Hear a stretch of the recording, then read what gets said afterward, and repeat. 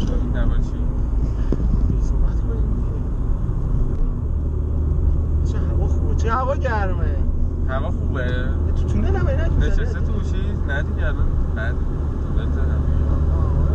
تو تونل هم اینک میزنی نه عجب دودی داره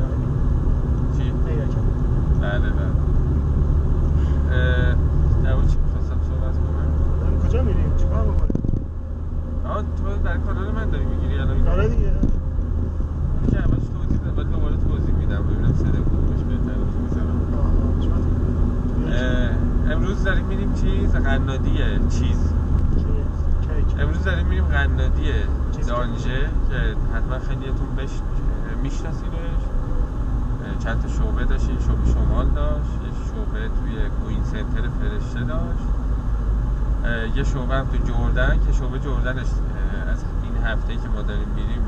بسته میشه و میرن زعفرانیه و فقط هم همین یه شعبهش مونده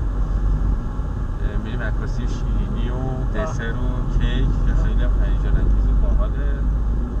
و قبول بریم کارگاهشون که کارگاهشون چیز شد کارگاهشون نیست که یه نفر فوتی داده اوه یکی هم بچه ها فوت کرده و شاد یه قرارشون بریم همون خود کافه و شیرینی فروشی عکاسی کنیم بعد دین کارم حتما احمد زحمت میشه ویدیو میگیره بعدش هم نتیجه کارا رو آخر ویدیو حتما میبینیم با ما همراه باشید تا برسیم اونجا